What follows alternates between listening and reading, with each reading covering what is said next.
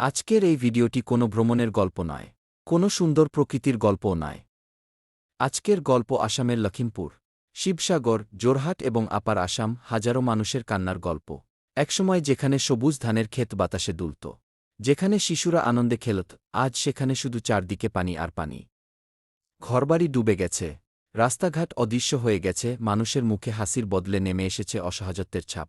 প্রতিটি বন্যা শুধু পানি নিয়ে আসে না, নিয়ে আসে অজস্র কষ্ট, চোখের জল আর অনিশ্চয়তা। অনেক পরিবার রাতারাতি তাদের সবকিছু হারিয়ে ফেলেছে। কারো ঘর নেই, কারো খাবার নেই, কারো জীবিকার শেষ সম্বলটুকুও পানির স্রোতে ভেসে গেছে। সবচেয়ে বেশি কষ্ট হচ্ছে ছোট ছোট শিশুদের জন্য। তারা বুঝতেই পারে না কেন তাদের ঘর নেই, কেন তারা স্কুলে যেতে পারছে না, কেন একটি শুকনো জায়গার জন্য অপেক্ষা করতে হচ্ছে।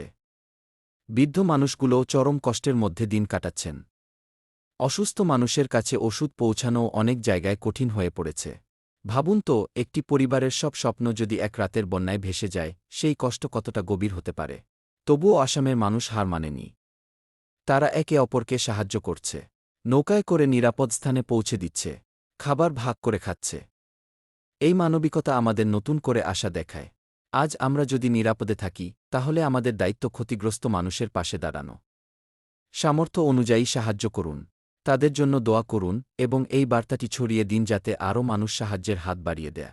আসুন আমরা সবাই মহান আল্লাহর কাছে প্রার্থনা করি, তিনি যেন এই দুর্যোগ দ্রুত দূর করে দেন, বন্যাকবলিত মানুষের জীবন আবার স্বাভাবিক করে দেন এবং যারা ক্ষতিগ্রস্ত হয়েছেন, তাদের ধৈর্য ও নতুনভাবে শুরু করার শক্তি দান করেন। শেষে শুধু একটি কথাই বলতে চাই, প্রকৃতির সামনে মানুষ অসহায় হতে পারে, কিন্তু মানুষের পাশে মানুষ দাঁড়ালে কোনো দুর্যোগই অজেয় নয়। আসামের লখিমপুর, শিবসাগর ও ধেমাজির সকল বন্যাকবলিত মানুষের জন্য রইল আন্তরিক ভালোবাসা, সমবেদনা ও দোয়া।